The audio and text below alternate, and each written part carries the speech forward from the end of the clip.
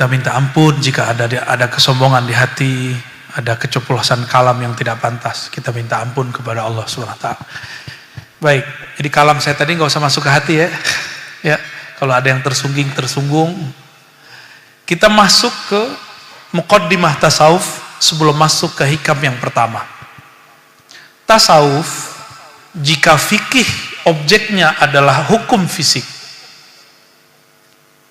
baik yang terperinci disebut ilmu fiqh, mazahib, atau usul fiqh yang bersifat ijmali. Akidah berkaitan dengan ilmu akliyah, qalbiyah, ya. Jadi tadi fikih objeknya apa? Hukum fisik.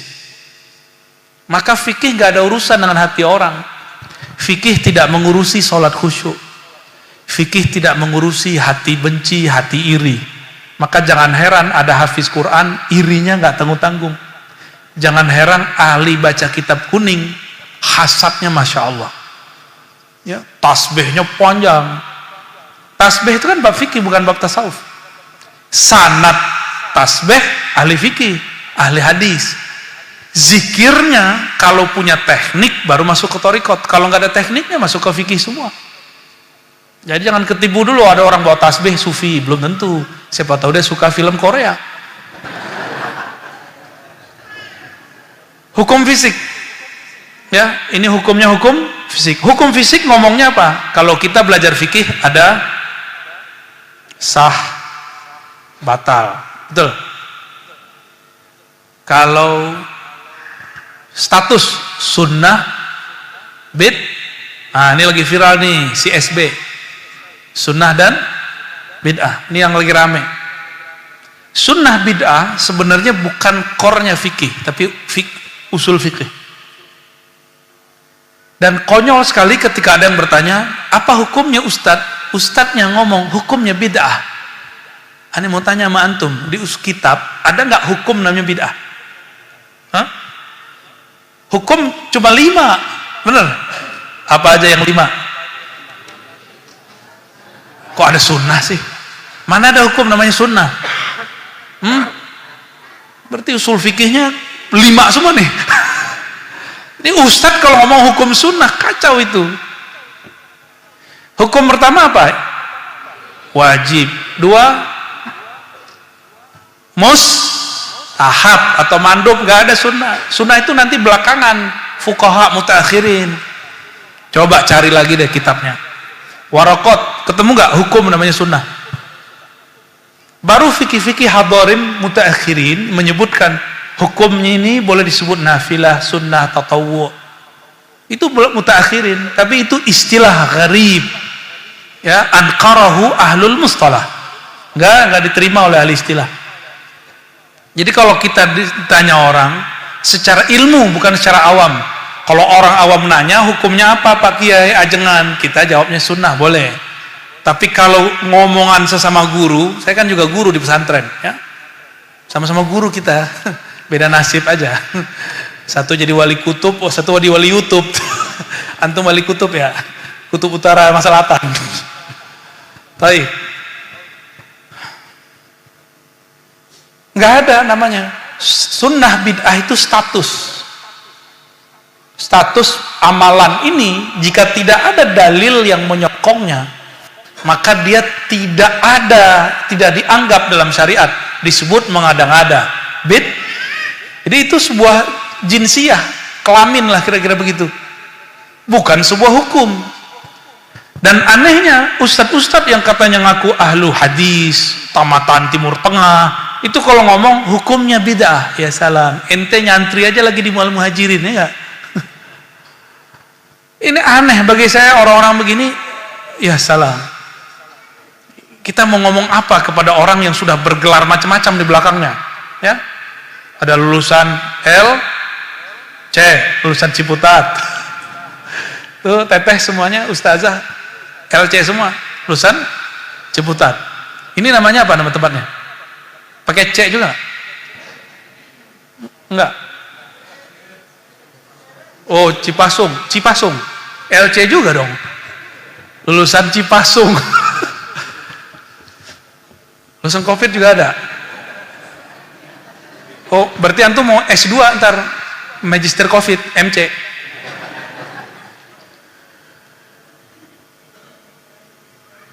Jadi kita kalau menyebut status hukum, maka status hukum kalau nggak sah batal. Ya, hukum ada 5. Apa tadi? Wajib. Jangan sunat lagi, ntar saya sunat beneran. Mustahab atau istilahnya mandub. Apa lagi? Mubah. Terus makruh. Terus muharram. Ya, muharram atau mahzur. Ya. Hukum cuma 5 ini. Maka kata bid'ah mesti mengikuti 5 jenis hukum ini. Ada bid'ah yang wajib. Di zaman Nabi ada sekolah nggak? Ada. Tapi sekarang fatwa ulama pakai sekolah wajib nggak pakai? Wajib tuh, pakai membuat fatwa baru nih. Wajib, maka bid'ahnya wajib. Di zaman Nabi nggak ada. Coba Abu Bakar sarjana apa? Hah? Sayyidina Ali belajar kitab Kifayatul Awam nggak? Kan enggak. Ada bid'ah yang mustahab atau mandub. Ada bid'ah yang mubah. Yang mubah itu yang kita sebut al-muamalat, al-aslu fil muamalat lil ibahah. Maka semua persoalan muamalat bid'ahnya boleh. Saya mau tanya, bank itu masuk ke bab muamalat ini atau masuk ke bab riba? Nah, itu PR-nya orang MUI. Ya. Cuma mohon maaf Pak Kiai, kalau kadang-kadang kita bisa beda pendapat dan pendapatan.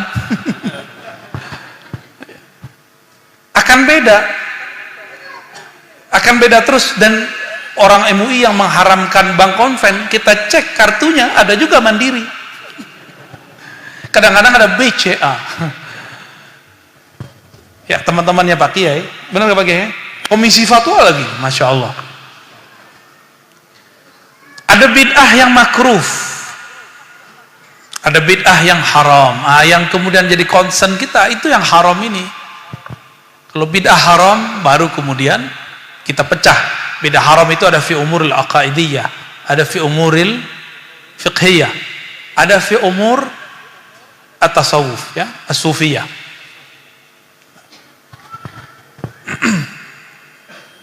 Oke. Jadi ketika ada orang bertarekat, jika di fikih ada mazhab benar. Dalam akidah ada yang namanya firqah atau manhaj, kita sebut manhaj aja. Maka dalam bab tasawuf namanya apa?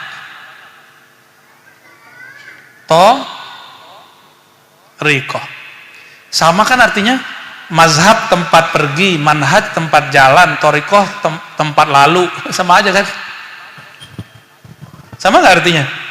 Cuma perbedaan isti'mal aja, isti'mal lughah. Kalau kita buka nih kitab Usuluddin, itu disebutkan haza thariqatu Abil Hasan al-Asy'ari, nggak disebut istilah manhaj. Karena sekarang lagi rame aja orang ngomong manhaj, maka kita bedain. Manhajnya tidak salaf, padahal pesantren ini kitabnya salaf semua.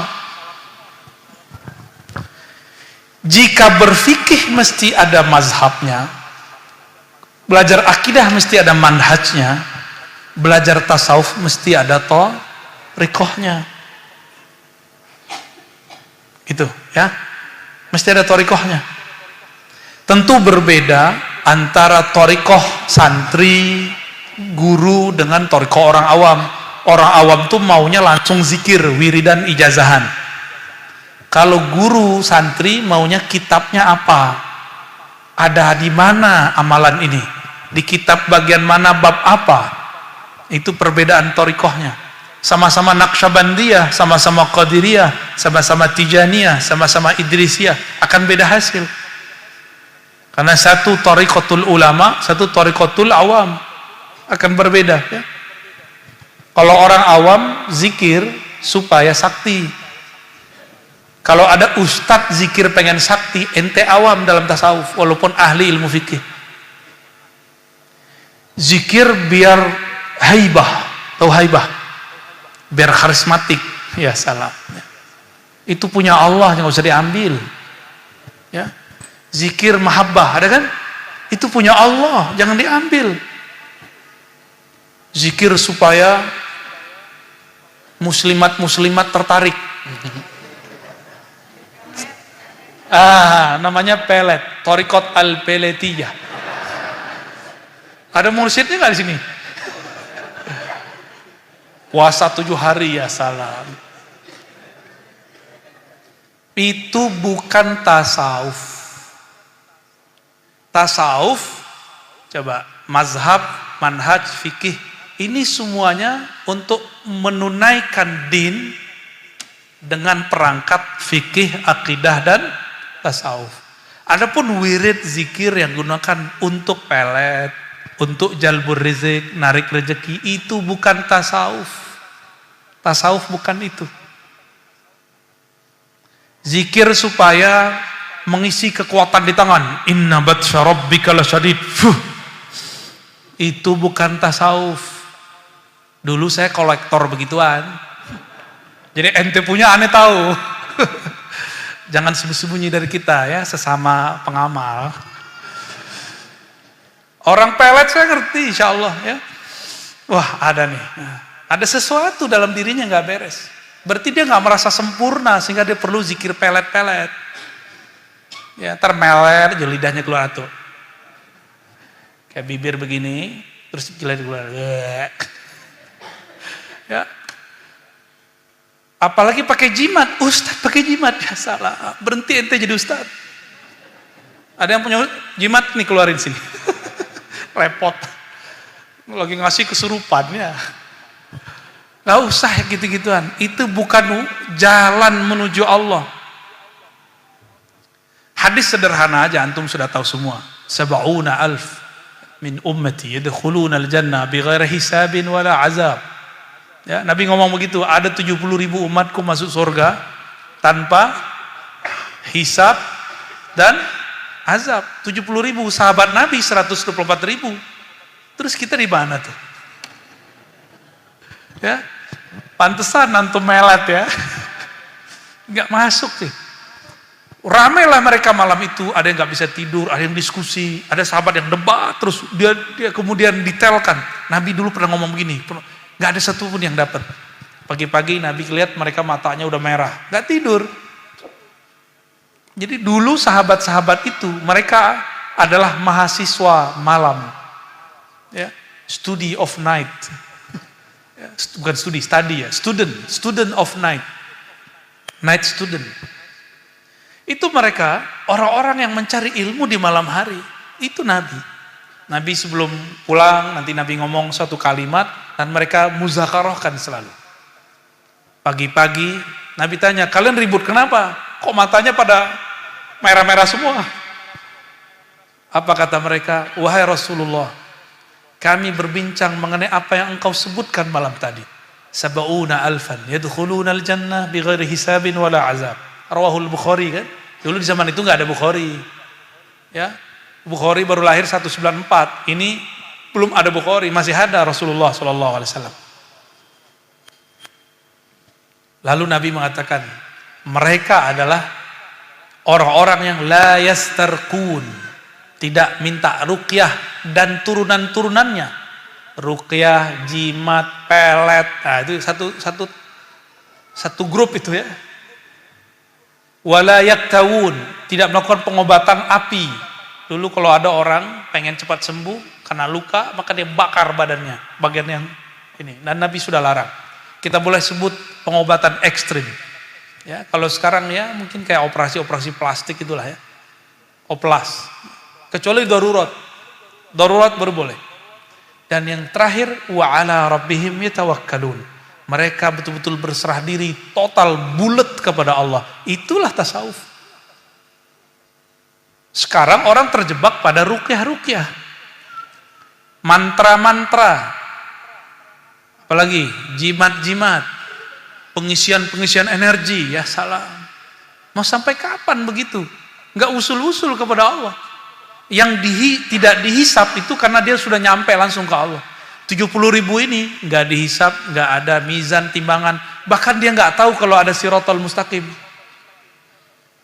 Bangkit dari alam kubur, langsung dibawa kepada Al-Quds, terbang ke mahsyar kedua, sampai di mahsyar kedua langsung dipanggil oleh Allah dengan cahaya aja. Rasulullah yang jemput, dibawa langsung kepada surga. Karena Rasulullah yang membawa. Para nabi yang lain bengong. Itu siapa itu? Yaghbituhumul anbiya wasyuhada dalam hadis Imam Ahmad. Para syuhada, para nabi iri melihatnya. Ghibtah, iri yang positif. Karena mereka dulu di dunianya tidak melakukan hal-hal yang tadi. Ya. Inilah yang saya sebut tasawuf. Jadi tasawuf itu ajaran inti Rasulullah Sallallahu Alaihi Wasallam. Jadi ajaran inti Nabi bukan di kulit-kulit ngomong sunnah bid'ah, halal haram, itu mah biasa. Sholat rasa ketika berkomunikasi dengan Allah, itu yang disebut tasawuf. Bukan jumlah wirid 70.000, 11.000, itu bukan. Itu baru thariqah. Kan kita mau menuju Allah nih. Ada satu ilmu namanya tasawuf. Tasawuf ini banyak jalan-jalannya. Di Indonesia diakui 40. 40 itu jalan doang. Banyak orang berhenti di terminal jalanan. Dia bilang, saya sudah sampai. Terminalnya ada yang namanya Naqsyabandi, Qadiriyah, Tijaniyah, Idrisiyah, Ba'lawiyah, ya, itu nama aja. Dengan semua wirid-wiridnya, hizib A, hizib B, zikir A, zikir B. Kita banyak berhenti di situ. Nggak usul-usul kepada Allah. Ada juga yang lucu, kolektor jalan. Tahu kolektor jalan? Kolektor GPS, kolektor tarekat, kolektor ijazahan. Di mana ijazahan kejar, ya? Ijazah Syekh Fulan. Nah, nanti kalau ketemu orang bilang, ani udah dapat ijazah kemursyidan dari Syekh Fulan. Ani dapat ijazah, ya salam. Kolektor. Emang kalau dia dapat ijazah thariqah, dia sudah wusul? Belum. Belum nyampe. Sampai kepada Allah, jadi baru ke sini. Nah, ini namanya hakikat. Hakikah. Ini namanya ma'rifat. Ini namanya thariqah.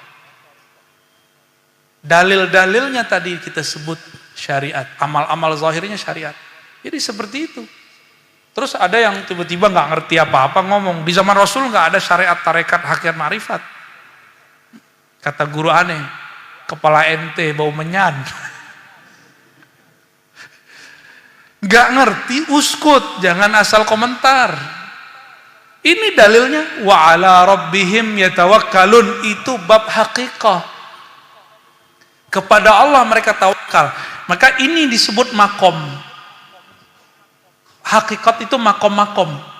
Ada orang ngomong makom taubah, benar? Makom taubah, makom syukur, makom sabar, itu bab hakikat semua. Makom tawakkul, makom mahabbah, makom syauq, makom hairah, heran. Itu semua bab hakikat semua itu. Makomat, ya. Jadi kalau ada orang zikir 70.000, belum tentu dia sampai kepada satu makom, belum tentu. Siapa tahu dia masih di jalan. Ciri-cirinya suka ngitung-ngitung zikirnya, terus pamer. Gua malam tadi lemes, kenapa? Aku malam tadi khatam khojakan 70.000. Mana ada khojakan 70.000? Yang belajar Naqsyabandi nggak ada kan? Yang ada Al-Ikhlas baca 1.001. Malam tadi lemes nih. Kenapa? Habis khataman sholawat tafrijiyah 4.444 kali. Ente aja ngajar ya aneh. Alasan. Orang kalau wirid malam hari seharusnya siangnya seger. Bukan malah lemes. Itu baru wusul dia kepada Allah. Ya, berarti dia dapat energi dari Allah Subhanahu wa taala. Tidak ada namanya wirid membuat orang lemes, enggak ada. Maka Ibnu Athaillah punya kaidah, syaikhuka man la yut'ibuka. Siapa guru hakikimu yang jika dia mengajarimu tidak membuat engkau kerepotan, justru kecanduan. Disuruh zikir malah kita kecanduan. Zikirnya sama-sama 1000, tapi kalau sama Syekh Fulan kita pusing. Baru 5 menit udah kesemutan. Tapi sama Syekh yang Fulan satu lagi, walaupun badan pegel-pegel tapi kayaknya asik. Itu syaikhuka. Syaikhuka man la yut'ibuka. Gurumu adalah orang yang jika dia ijazahin kamu zikir tidak membuat kamu menjauh, repot, malah kecanduan, malah keasikan. Ya, itu baru mursyid namanya. Kalau enggak bul, nah antum yang ngomong ya. Kayaknya udah punya daftar bullshit sama mursyid nih. Tapi jangan suuzon juga. Kadang-kadang ada orang nggak cocok sama kita. Bukan berarti dia bullshit. Emang mungkin torikohnya nggak cocok sama kita. Siapa tahu. Ya. Oke. Kitab Ibnu Athaillah ini lahir dari rahim tarekat Asy-Syadziliyah. Syadziliyah itu adalah thariqah yang disusun dari amal-amal ulama salaf oleh Imam Abul Hasan Asy-Syadzili. Saya mendapatkan talqin dan ijazahnya dari guru saya Maulana Syekh Abdul Rabb An-Nazari Al-Yamani, tinggal di Abu Dhabi ya. Abul Hasan Asy-Syadzili mengatakan Ihya'un, kitab Ihya itu menghidupkan kolbu. Al-Qutun, kitab Qutul Qulub karya Imam Abu Thalib Al-Makki, Qutul Qulub, betul-betul memberi makan kolbu. Maksud beliau, thariqatnya kalau beliau ngajar, beliau selalu merujuk kepada 2 kitab utama. Satu Al-Ghazali, kitab Imam Al-Ghazali, Ihya. Satu lagi Qutul Qulub, karya Abu Thalib Al-Makki ya. Namanya aja deh. Al-Makki. Maka thariqat Syadziliyah dia tidak keluar dari 2 manhaj ulama ini, Ghazaliyah dan Abu Thalib Al-Makki. Jadi jika ada di pesantren orang ngaji Ihya, sebenarnya dia sudah sah disebut Syadzili atau Ghazali. Jika di suatu pesantren ada orang ngaji Hikam, itu sudah sah disebut Syadziliyah, sudah sah. Karena thariqat turuqul intisab namanya, cara supaya sah terhubung kepada ulama thariqat. Pertama, qiraatu kutubihim, ngaji kitab mereka, itu pertama ya. Yang kedua dihafalin ya. Pertama apa? Qiraatu kutubihim bi asani dan mutasilah, tentunya dengan sanad yang nyambung. Yang kedua, akhzu talqin, mengambil talqin dari gurunya, mursyidnya. Yang ketiga, al-ijazah, ijazah umum, ammah atau khassah. Dan yang keempat yang paling penting, as-suluk was-suhbah, bersuluk dan bersuhbah, berkhidmah kepada guru. Itu lebih cakep. Antum zikir sehari semalam itu untuk diri sendiri, tapi kalau khidmah kepada guru, kita sedang menghancurkan ego kita sendiri ya. Itu thariqah aqrabut turuq ilallah, cara tercepat kepada Allah. Itulah thariqah Syekh Hasyim Asy'ari ketika beliau diperintahkan Syekhana Khalil untuk nyangkul, bukan ngaji. Itu aqrabut turuq ilallah. Ini yang dilupakan banyak santri. Bahwa khidmah itu cara cepat menuju Allah Subhanahu wa ta'ala. Itu guru kalau sudah ridho, antum langsung usul. Usul aja langsung, nggak tahu gimana caranya. Ya. Itu hebatnya kalau gurunya wali. Kalau gurunya nggak wali, belum tentu juga. Abul Hasan Syazili punya murid namanya Abul Abbas. Abul Abbas Al-Mursi. Abul Abbas Al-Mursi punya musuh yang suka membid'ahkannya.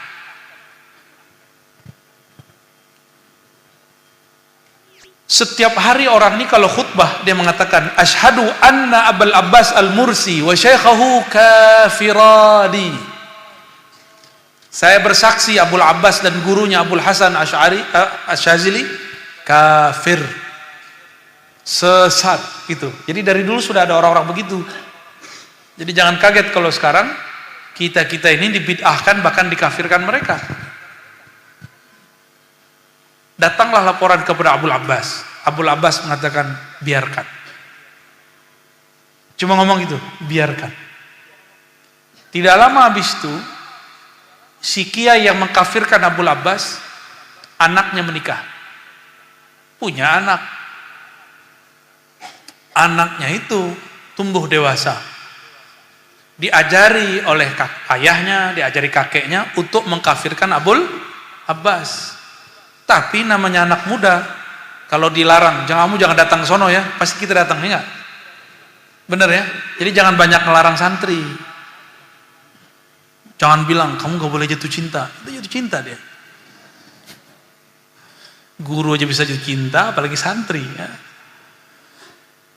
Walhasil, ketika cucunya yang remaja ini datang ke Zawiyah Abul Abbas Al-Mursi di Alexandria, apa yang terjadi? Sebelum dia datang, Abul Abbas dapat ilham. Nanti akan ada seorang anak datang, kalau kamu ketemu mereka, kasih kabar saya. Anak itu cucu dari dulu yang mengkafirkan saya. Udah dikabarin. Bener, nggak lama habis itu, nggak sampai sejam, orang ini datang. Dikabarin, ketemulah Abul Abbas. Ketemu, terus dia bilang, kok nggak ada yang dibilangin njid gua ya? Katanya. Njid dia ngomong apa? Abul Abbas kafir, amalnya bid'ah, orangnya fasik, suka melanggar syariat. Kok nggak ada ya? Maka dia mengatakan, wahai Tuan Guru Abul Abbas, izinkan saya menjadi murid. Disitulah Abul Abbas ngomong, inilah doa yang kusembunyikan puluhan tahun. Ketika kalian melaporkan bahwa kakeknya Ibnu Athaillah mengkafirkanku, aku teringat kisah Rasulullah, diusir dan dilempar. Ini cuma lemparan kafir. Kalau Rasulullah dilempar pakai tai onta. Dan Rasulullah mengatakan, ya Allah, jadikan keturunan mereka percaya kepadaku. Maka di saat itu aku meminta doa ini. Ya Allah, kakeknya ini nggak ngerti siapa aku. Tapi tolong jadikan keturunan dia murid terbaikku. Benar. Di antara murid Abul Abbas yang jadi ulama, wali kutub, itulah Ibnu. Maka turunlah ilmu tarikat Syaziliyah kepada Ibnu Athaillah As-Sakandari. Inilah pengarang kitab Al-Hikam. Ada yang menarik. Dia datang lagi masih remaja, benar nggak? Dia selesai suluk, umurnya belum sampai 30 tahun. Dia sudah nulis kitab Al-Hikam. Maka Al-Hikam bukan untuk orang tua, tapi Al-Hikam untuk orang yang mau dapat faham. Jadi tolong diluruskan. Al-Hikam ini nggak boleh ada mitos di situ. Oh, kalau di Betawi itu mitosnya lucu ya. Santri Betawi ya, kawan-kawan saya kan banyak orang-orang Betawi. Jadi giliran dengar kita buka majelis Al-Hikam, dia bilang, "Lu buka Al-Hikam?" "Iya, emang kenapa?" "Kalau lu buka Al-Hikam, sebelum azan udah di masjid," katanya. "Loh, apa kaitannya?" Pernah dengar gak? Ini nih orang Betawi ngomongnya. Bener, Cung. Tua bener lo ngaji hikam gitu ya. Masih mending. Mau jadi wali, ya itu canggih tuh. Kalau ada yang ngaji hikam dia bilang, wah wali lewat.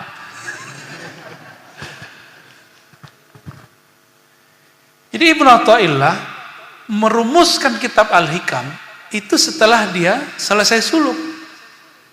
Bukan hasil zikir, tapi hasil rohaniya Mi'raj. Kan kaitannya dengan Mi'raj, benar nggak?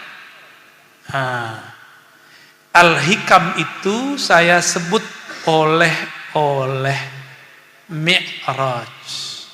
Loh, wali kok Mi'raj? Ya iya, wali juga Mi'raj. Kan ada kalimatnya, as-salatu mi'rajul mu'minin. Aneh nggak? Mi'rajnya ruhani, bukan Mi'raj jasadi dan rohani seperti Rasulullah. Kalau seorang wali di-mi'rajkan kepada Allah, ruhaninya, alam ruhani itu, ini kan sekarang nih alam apa namanya nih? Kita di sini nih namanya alam malak. Malak. Di atas kita ada satu alam namanya malakut. Alam malaikat. Di sini banyak zikir-zikir, isinya zikir-zikir. Jadi kalau orang sering naik ke alam ini, jika dia kembali kesadarannya, dia akan sering mengijazahkan orang zikir-zikir. Gitu ciri-cirinya. Dia ketemu zikir-zikir baru. Di malakut nih. Zikirnya subhanallah bihamdihi subhanallah hasbunallah wa ni'mal wakil. Kira-kira begitulah. Jadi kalau ada orang sering naik ke alam malakut, dia akan suka wiridan. Ini ciri-cirinya. Ini di dalam diri kita semua loh ya. Di dalam diri kita itu ada malak alam nyata ini. Nah, dirasain. Benar, punya nggak? Coba cek dulu, ini pada sadar nggak nih? Pegang-pegang mukanya. Ayo pegang mukanya. Benar nggak malak? Oke. Di saat saya menjelaskan, ada imajinasi nggak di dalam? Itu alam lain. Di saat kita tidur, alam itu jadi nyata. Alam ini jadi tidak nyata. Maka orang mimpi ketemu Nabi itu benar-benar Nabi Sallallahu Alaihi Wasallam. Ketemu ruh orang-orang suci itu kebanyakan mereka. Nah, kecuali ada kalam-kalam tertentu yang menyisipkan, oh ini setan menyerupai, itu bisa diketahui. Ya. Jika kita nih bermi'raj kepada Allah, langit pertama yang dilewati langit malakutiyah di dalam diri kita.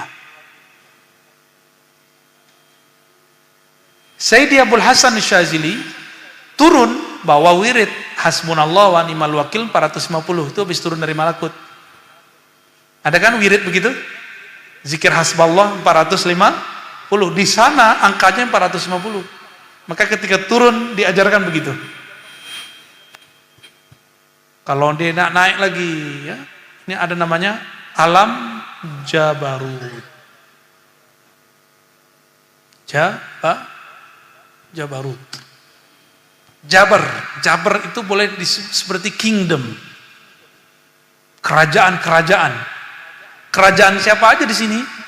Kerajaan orang-orang ahli ma'rifat. Arifin.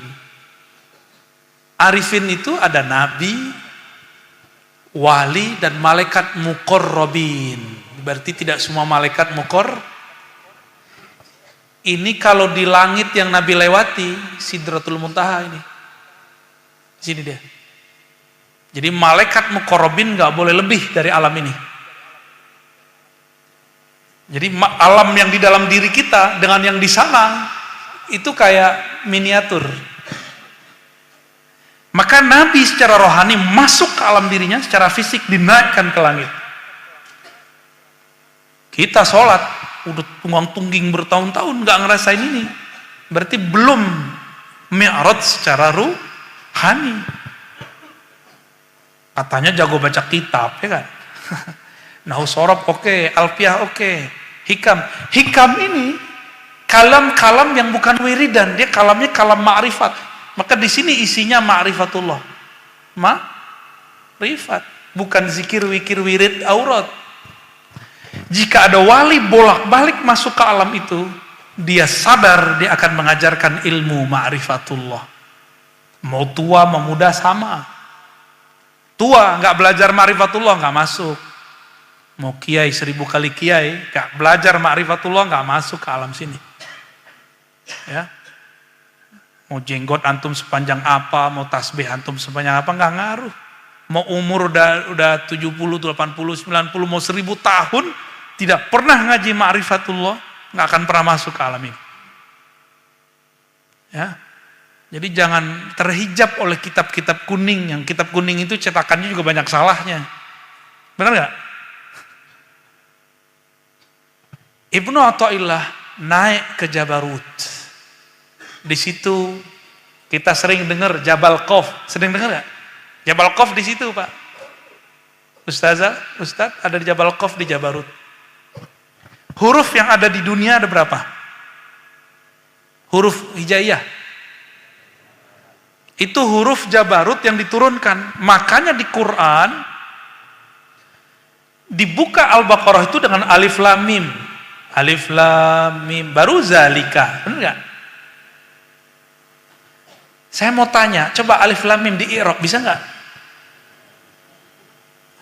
Pakai ketawa. Bisa enggak ngi'rab alif lam mim?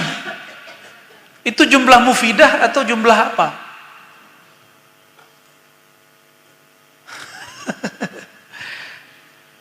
Imam Suyuti supaya orang awam nggak pusing ditulislah, itu bukan makna, itu cara menghindari.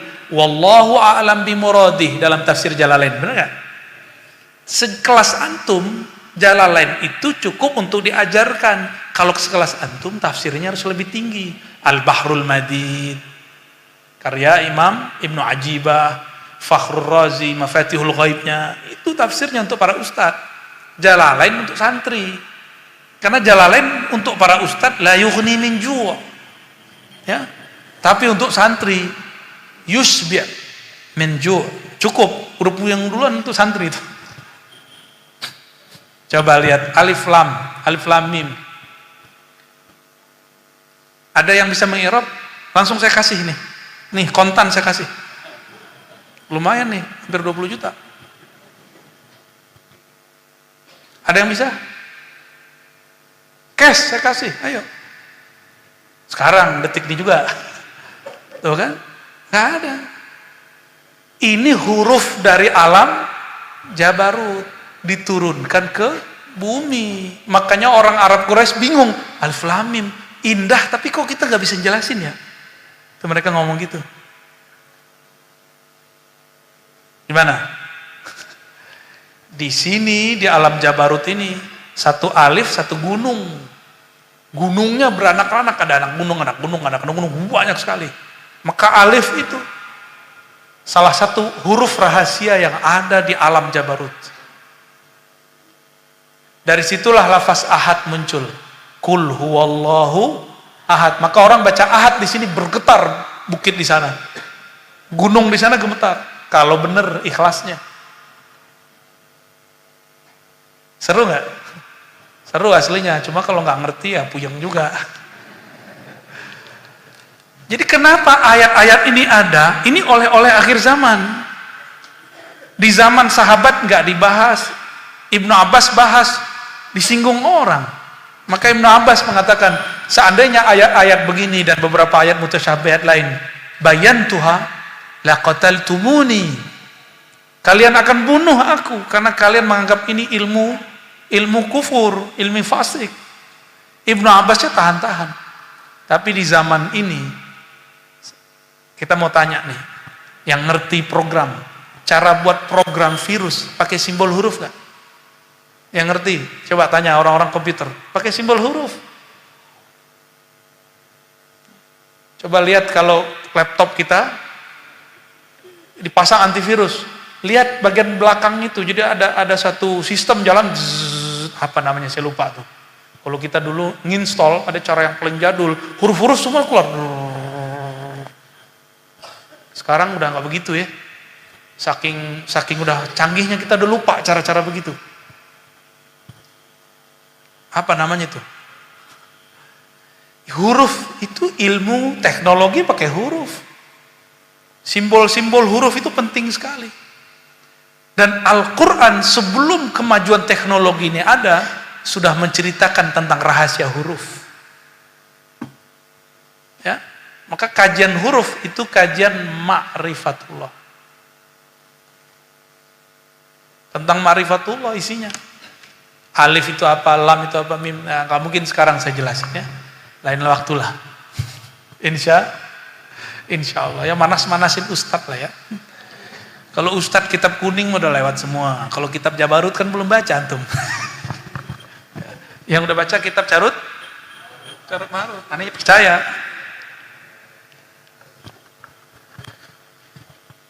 Di atas ini ada lagi. Di atas Jabarut ini. Pusing kalau nanti sebutin. Aneh kasih dah clue. Kan selama ini udah dengar Jabarut.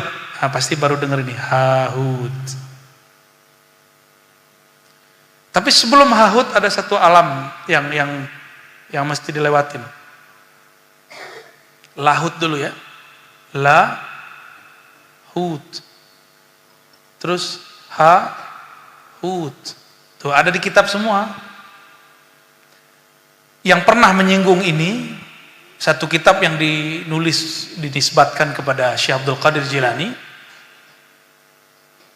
Sirrul Asrar. Kemudian diulang kembali oleh Sidi Ahmad Tijani dalam Al-Faid Ar-Rahmani. Dia membahas tentang alam namanya Hahut.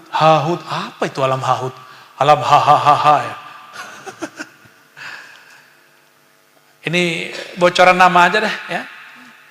Bocoran nama aja. Kalau Lahut sudah dibahas juga di kampus-kampus. Alam ketuhanan.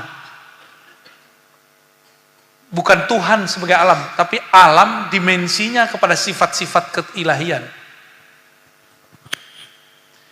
Kitab Ibnu Athaillah berbicara di mana? Di Jabarut. Kalau ada kitab Al-Azkar Imam Nawawi ngomongnya di Malakut. Gitu. Ya.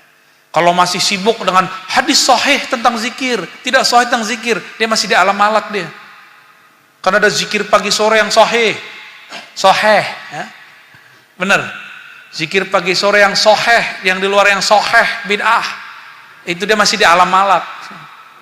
Tertipu dengan ilmu-ilmu riwayat. Ilmu riwayat bukan untuk nyalahin orang. Kenapa? Ilmu riwayat yang pegang ahli hadis. Ini ahli thariqah, mereka punya riwayat sendiri. Nggak bisa lewat manusia langsung naik ke atas. Makanya tidak ada hizib yang dibuat-buat ulama. Hizib itu mesti izin dari sono. Ada namanya Ratibul Haddad. Benar? Itu beliau baru turun dari alam malakut. Kumpulin. Ada hizib Al-Bahar. Tapi hati-hati. Zikir ini ada pranknya. Tahu pranknya? Dia sama-sama hizib Bahar, tapi dia bukan Bahar Malakutiyah. Ya. Dia hizib Bahar ala bumi. Untuk lagi-lagi salah niat. Untuk kesaktian. Di hizib Bahar sudah ada ilmu Jabarut sedikit-sedikit. Makanya di hizib Bahar ada huruf zikir kaf, ha, ya, ain, sod. Nah, coba lagi. Kaf, ha, ya, ain, sod. Sekali lagi.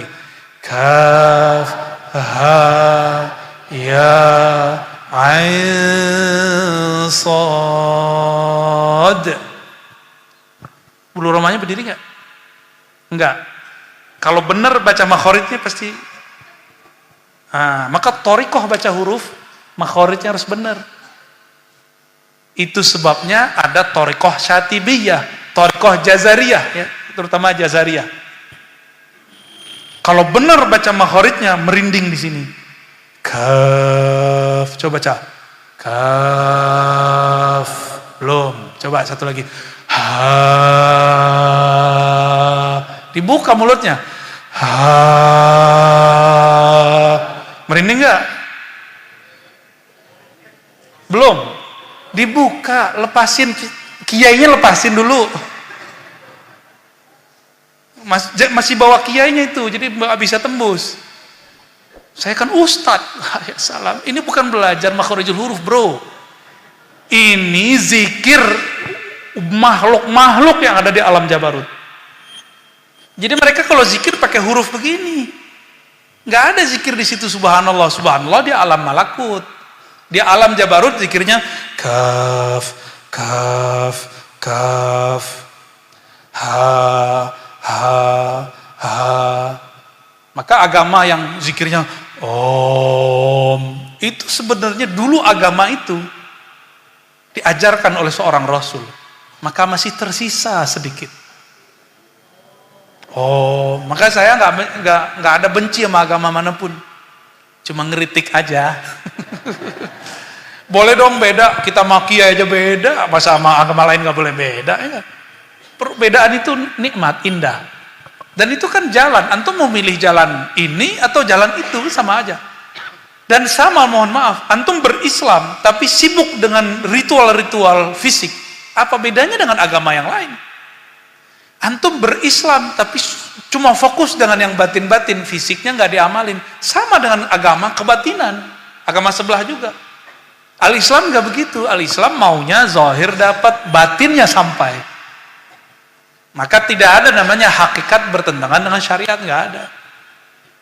Sebagaimana seharusnya syariat tidak boleh menghalangi hakikat. Ini kiai ngomongnya kurang ajar, ngomongnya gini. Benerin dulu syariat ente, baru belajar thariqat. Ya salam. Justru cara benerin syariat belakai thariqah, baru bener thariqahnya, baru syariatnya. Emang dengan sholat antum pakai rukun 13 bisa naik ke langit? Gak yakin aneh. Maka dibukalah jalan ruhani.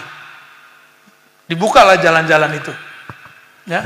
Ini saya nggak niat ngaji ini loh tadi. Tapi karena di depan saya para ustadz lah ya. Kalau nggak dijelasin ya eman, kasihan.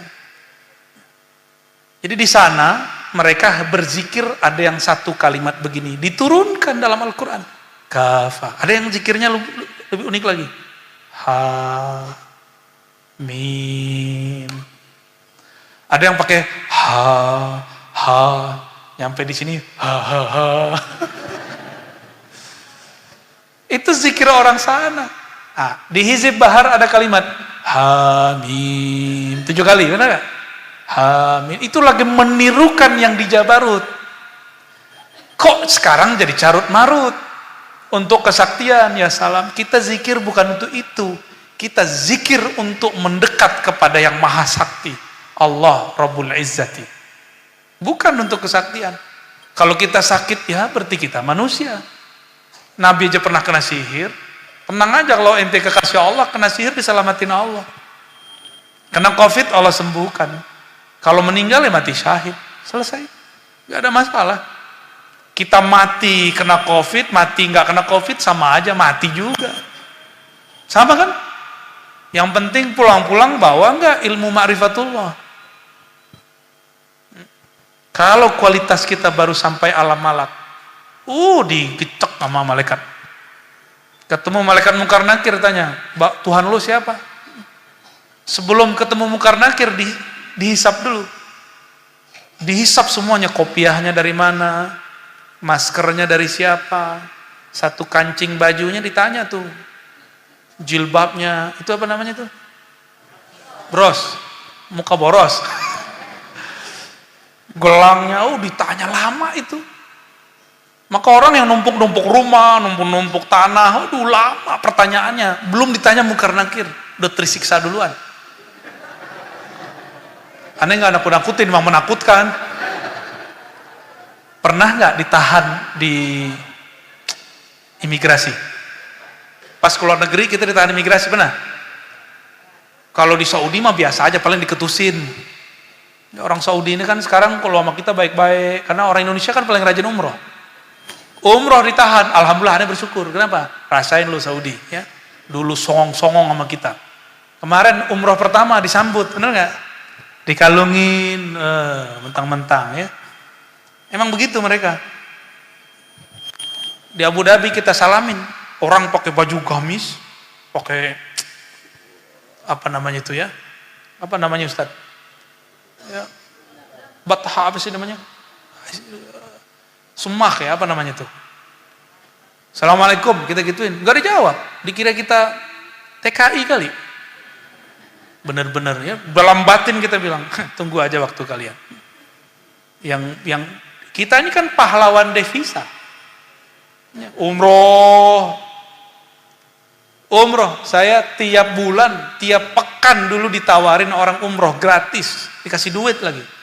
Tapi kiai kita, kawan Pak Yai, Kiai Mustafa Yakub, bilang, nggak boleh umroh kecuali sekali setahun. Nggak jadi. Flyer nyebar, udah girang tuh, udah kebayang dolarnya dapat berapa ya kan? Cancel karena hormat kepada guru. Alhamdulillah Allah berkahi. Jadi kita kalau patuh sama guru, barakallahu lana walakum, pasti diberkahi Allah Subhanahu wa taala. Baik. Nah, kita coba tes baca kitab Ibnu Athaillah satu aja. Ya. Kalau ilmu malak, ilmu nasaruf, min harfu jar, alamati majrur. Gitu ya. Benar. Al-i'timad, mudhafun ilaih, ala, itu ilmu malak namanya, ilmu alam nyata. Kita nggak bahas yang begitu lagi, ya. Itu nahu sorob, bikin sarap.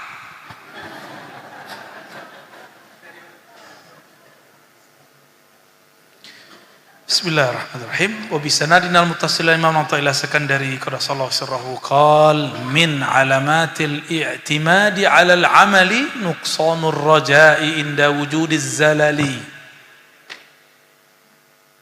Oke. Min alamatil i'timad. Min. Oke, kita pakai sedikit ilmu malak ya. Apa faedah min? Namanya huruf jar. Faidahnya apa? Lil ibtida ada. Apalagi? Lit tab'id. Ini yang pasnya mana? Tab'id. Sebagian. Maka min jangan diartikan dari. Itu anak SD belajar huruf jar. Ya. Min di situ artinya apa? Di antara gitu. Itu baru ketahuan tuh. Berarti udah level syarah ujurumiyah lah. Mukhtasar jiddan ya. Min di antara alamat. Udah jadi bahasa Indonesia? Alam itu tanda. Rabbul alamin, Rabb pencipta tanda-tanda. Maka di muka kita itu ada tanda-tanda. Tanda lagi gaji belum turun, tunjangan belum cair, sertifikasi belum beres. Di antara alamat tanda al-i'timadi, bersandar, bergantung, berorientasi, alal amal. Torikotnya baru torikot amal, torikotnya disebut torikot nafsiyah. Apa istilah torikotnya? Torikot ego. Kebanyakan torikot nyampe di sini. Ciri-ciri orang bergantung pada wirid, pada hizib, pada istighosahan, pada torikot gitu, pada ijazah-ijazah. Nuqsanur roja, berkurangnya harap kepada rahmat Allah. Indah, ini indah nih, kata kuncinya indah. Di saat wujudiz zalali, ada kemaksiatan, ketergelinciran dari amal-amal baik. Zalal, ini zalal. Bukan zillah, zalal, jamak. Kiai, ustad, mohon maaf, terjebak kepada cinta lama bersemi kembali. Bisa nggak? Yuk bisa, saya aja bisa begitu. Ya, apalagi antum ya nggak? Ya bisa, apalagi cinta baru tumbuh kembali, tumbuh baru lagi ya. Ketika itu terjadi, terjadilah apa yang terjadi, ketemuan, lalu begini dan begitu, kita nggak tahu. Masya Allahu ayyaqa. Putus asa nggak? Kalau putus asa, apalagi, mohon maaf, si perempuannya hamil. Si ustadz kehabisan malak. Dia bunuh itu perempuan, dia mutilasi. Ustadz mutilasi perempuan. Kejadian. Kejadian nggak? Bikinnya enak-enakan. Udah jadi. Bunuh. Padahal tinggal tanggung jawab aja beres tuh. Akad dong selesai. Mana ilmu fikih dia selama ini kan?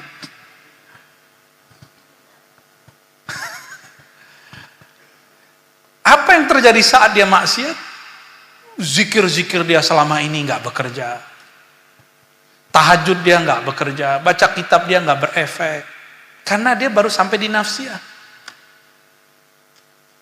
Dia beramal tidak tembus ke kolbu. Itu yang disebut Nabi. La yujawis taraqihim. Dia beramal nggak tembus ke dalam dirinya. Baru sampai di sini aja. Ya. Makhorijnya canggih. Nausorofnya dahsyat, alfiyah aja apal. Depan sama belakangnya. Jadi dibaca dari belakang tuh maksudnya belakangnya doang. Roja, bahasa Arab roja. Roja itu salah satu dari makom haqaik. Makom hakikat. Berarti harap kepada rahmatullah. Rahmatullah itu wusulnya seseorang. Makomnya apa? Ini aneh tulis deh ya. Jadi orang kan nyebut makom. Tadi apa? Syariat. Terus tarekat. Terus hakikat. Terus ma'rifat. Nah, ini cara buatnya ya.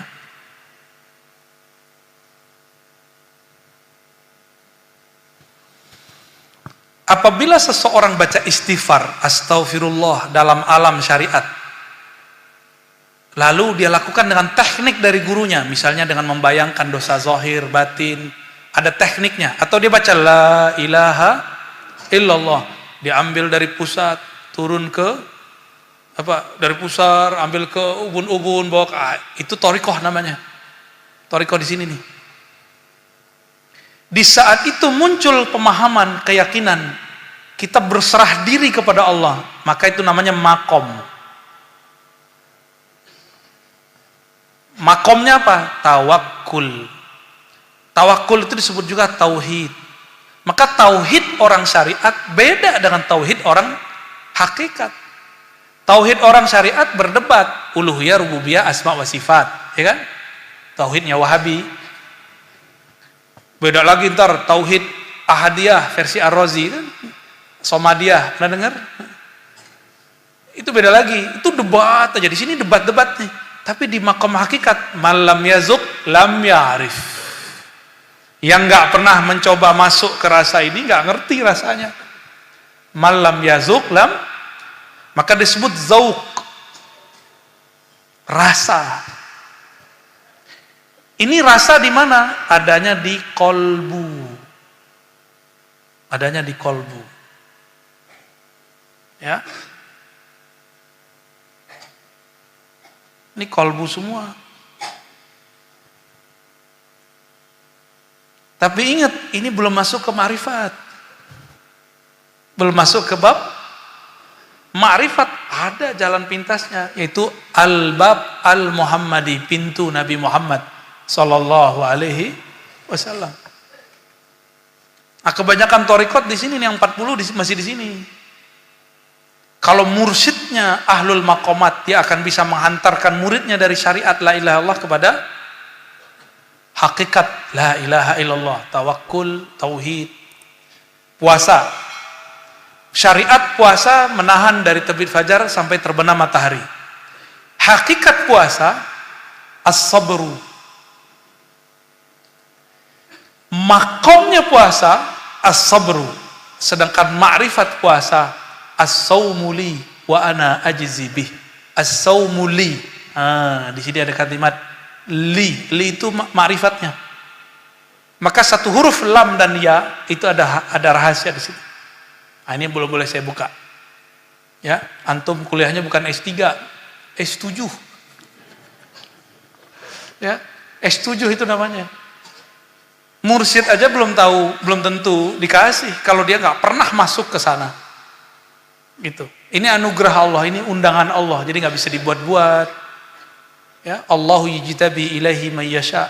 Surat Asy-Syura ayat 13. Allah yang undang orang itu. Allah yang pilih, bukan kita yang pilih. Ya. Jadi kita nggak bisa request di situ. Tunggu saja husnuzan kepada Allah Subhanahu wa taala. Jadi kalau zikirnya baru angka-angka 100, 200 itu baru syariat. Dikasih teknik. Kalau zikir hentakkan dalam kalbu. Allah itu bab thariqat. Muncul rasa berserah diri kepada Allah, masuk ke bab hakikat. Lalu kita berserah diri ke siapa nih? Muncullah pemahamannya tentang siapa dia. Baru terbuka lembaran-lembaran ma'rifatullah. Ya.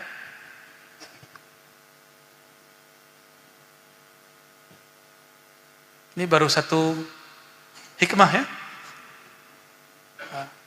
Ciri-ciri orang yang dia bergantungnya di syariat zahir, di sini dia. Dia baru di sini. Kalau dia maksiat, seperti Barsiswa maksiat, dia putus asa langsung kepada Allah. Maka sholatnya yang 500 tahun la yanfa. La yanfa. Bayangin. Karena sholatnya kosong. Dia cuma melatih nafsiyahnya. Sakti bener. Cukup pakai nafas.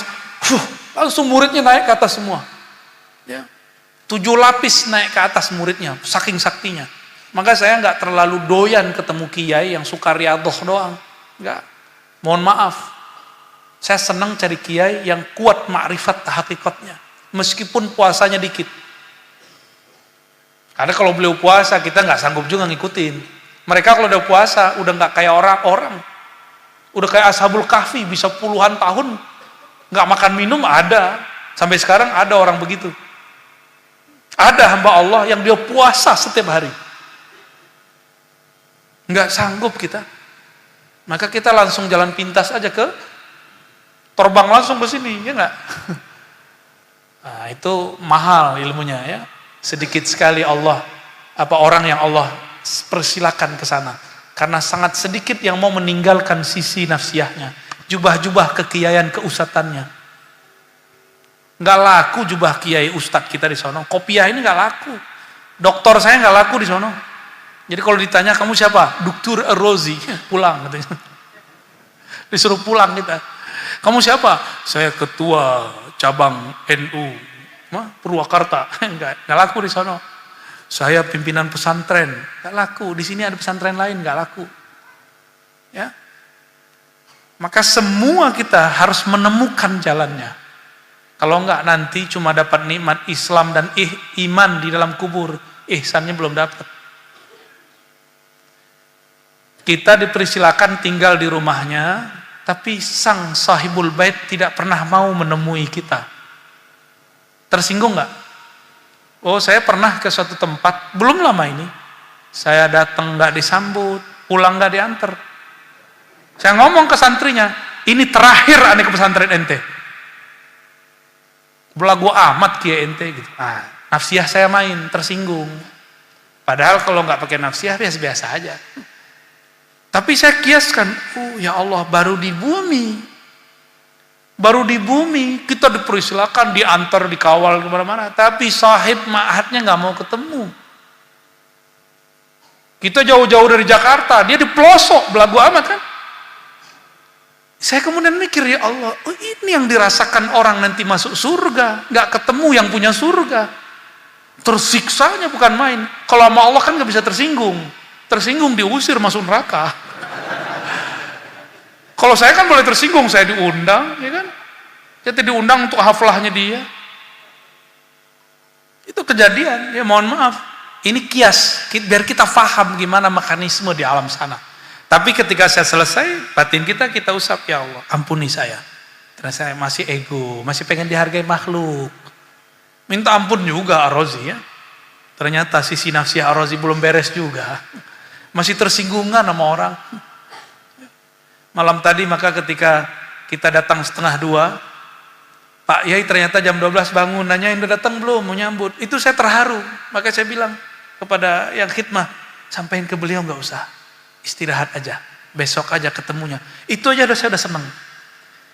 Ada orang sahibul baitnya ngomong, saya mau nyambut. Kita bilang nggak usah, yang penting niat batinnya sudah sampai. Allah ngabarkan, nanti kita ketemu ya. Girangnya bukan main itu orang. Ya.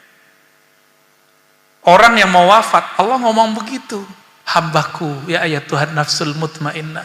Irji'i ila rabbiki radiyatan mardiyah. Itu bahasa kolbunya, Pak. Wahai kekasihku, nanti kita ketemu di sana ya.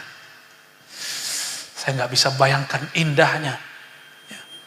Sembari menunggu kita ditemenin oleh malaikat-malaikat Allah. Itulah sorga yang disegerakan di dunia. Bentuknya al-itmi'nan fil qulub, rasa tenang di kolbu, damai yang luar biasa. Tapi berbanding kuat, nafsiyah kita betul-betul dibakar. Maka kalau berjuang di pesantren jangan tersinggungan ya. Lagi keluarga dalamnya nggak boleh tersinggungan, nggak jadi murid nanti itu anak. Murid-murid nggak jadi karena kiainya, gus-gusnya, ajengannya konflik. Coba aja saksikan, pesantren kalau nafsiyah kiainya, ajengannya kuat, santrinya lama-lama bubar. Kalaupun ada, santrinya songong kayak kiainya. Beneran, kita udah ketemu banyak potret-potret begitu. Dan saya kan salah satu produk itu. Makanya kalau lagi bahas yang tadi, muka songongnya kelihatan kan? Tapi kalau udah bahas bab begini, beda lagi, ganti-ganti muka kita. Ya. Karena di dalam diri kita ada semua chip itu, tinggal ditukar-tukar aja. Tadi itu lagi nyamar aja ya, biar antum panas ya. Biar mikir, wah ini ajaran baru nih. Tapi kalau udah masuk ke bab ini kan nggak bisa lagi. Ruh kita yang minta.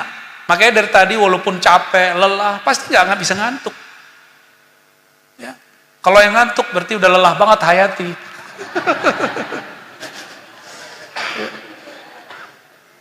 Ada 1-2 tidur, mungkin sudah sangat lelah, tapi ruhnya itu nyaman, masih duduk aja di situ udah nyaman. Ya, duduk aja di situ. Coba, tadi anak kecil pada berisik kan? Kita bahas bab ini, tiba-tiba diam senyap. Karena ruh dia ikut. Pas pembahasan awal-awal tadi, kepala kita panas, anak-anak berisik. Ini tanda-tanda dari Allah Subhanahu wa Ta'ala. Ya. Itulah kira-kira oleh-oleh al-hikamnya. Jadi kalau disimpulkan ciri-ciri orang yang masih thariqatnya nafsiyah. Imannya tergantung amalnya, bukan tergantung ma'rifatnya. Nah, ini saya buat terakhir penutupnya. Ada abid, ada arif. Kalau abid, imannya naik turun dengan amal. Taat. Sedangkan arif, orang yang kenal Allah, imannya tidak pernah turun meskipun dia terjebak maksiat. Kenapa? Karena dia dengan ma'rifat. Kalau dia maksiat justru dapat ilmu baru, ilmu tobat. Ternyata tobatnya arifin beda dengan tobatnya abidin. Abidin tobatnya dari dosa zahir. Kalau arif dari dosa batin. Orang putus asa kepada Allah itu dosa. Adab batin. Nah, maka makrifat ada di sini adab. Jadi imannya abid naik dengan amal dan taat. Pede kalau udah malam pertamaan, senengnya bukan main. Kalau arif bukan dengan amal. Mau amalnya berapa nggak ngaruh. Yang penting makrifatnya. Bapak nih, para asatizah, wirid zikir, mau zikir sejuta kali baru nyampe di sini, ya, mau nyampe di sini, belum masuk ke alam, ya baru. Musuh umur dunia zikir gak nembus, mesti dengan ma'rifatullah baru masuk ke jabarutnya, ya. Nah inilah maknanya. Maka orang arif tidak berkurang imannya dengan maksiat, tidak bertambah imannya dengan taat. Biasa aja. Inilah makna kalam imam kita, al-iman la yazid wa la yankus. Kan ada dua perbedaan imam, dua mazhab, benar. Imam naik turun nggak? Dua mazhab. Al-iman la yazid wa la yanqus. Itu mazhab Imam Abul Hasan Asy'ari. Saya pikir-pikir, kok di kitab lain Asy'ari bilang yazid wa yanqus, tapi di kitab terakhir dia ngomong al-iman la yazid wa la yanqus. Enggak nambah, enggak kurang. Kok bisa? Karena iman yang dimaksud iman ma'rifatullah, dan itu adanya di ruh. Kalau imannya orang awam, iman zahir yazidu bit ta'ah wa yanqusu bil ma'siyah. Jadi abid ini gawat, ini orang bisa su'ul khotimah. Inilah yang Nabi katakan, wallahi, kata Nabi, walladzi nafsi walladzi la ilaha ghairuh, demi ilah Tuhan sesembahan yang tiada yang berhak disembah selain Dia. Inna ahadakum la ya'malu amala ahli jannah hatta ma yakun bainahu wa bainaha illa zira' fayasbiqu 'ala al-kitab faya'mal bi'amali ahli nar fayadkhuluha. Hadis Bukhari, ya. Saya ingat-ingat dulu tahun 2006 kita talaki dari guru kita Syekh Badi Sayyid Al-Laham dari Damaskus menjelaskan ini. Tapi beliau hanya menjelaskan beberapa bagian. Baru faham beberapa tahun ini. Ada orang, kata Nabi, demi Allah, dia amalnya antara dia surga satu jengkal. Satu jengkal, dekat nggak? Tapi yasbiku alal kitab, ditetapkan dalam kitab. Apa yang ditetapkan dalam kitab? Bukan dia masuk surga neraka, bukan. Fayasbiku alal kitab, bahwa jika ada orang yang imannya naik cuma dengan taat, turun dengan maksiat, dia maksiat, mati kafir, mati su'ul khotimah. Kalau dia termasuk ahli ma'rifat, enggak. Meskipun dia terjebak maksiat, dalam maksiat itu kan ada taat, yaitu tobat. Benar nggak? Sebagaimana dalam taat ada maksiat, dalam sholat ada riya, benar nggak? Itu bolak-balik aja, ya, udah bolak-balik, udah penutup tapi masih nambah lagi ya. Sholat, ini kita sholat, ini salah nih ya. Dalam sholat itu kalau nggak bener nih marifatnya, dalamnya apa? Ria. Oke, ini bukan nyuruh maksiat ya. Maksiat. Dalamnya ada taubat, pinter, lolos. Karena antum lolos. Fa ajaztukum kitabal hikam kama ajazani masyaikhi. Al-Fatihah.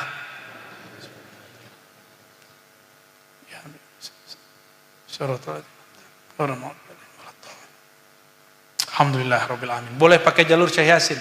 Saya ngambil dari Syekh Abdul Rabb An-Nazari, Syekh Abdul Rabb ngambil dari Syekh Yasin Al-Fadani, ya, atau dari Syekh Hasan Masyad. Beliau berdua ngambil dari Umar Hamdan dan bersambung sanad beliau kepada Imam Ibnu Athaillah As-Sakandari. Ya. Semoga kajian ini diberkahi oleh Allah Subhanahu wa taala. Amin ya rabbal alamin. Ada diskusi? Ya, ada diskusi benar. Tanya jawab. Sholawat dulu sebentar ya. Lagi ngebul. Ya, sholawat dulu.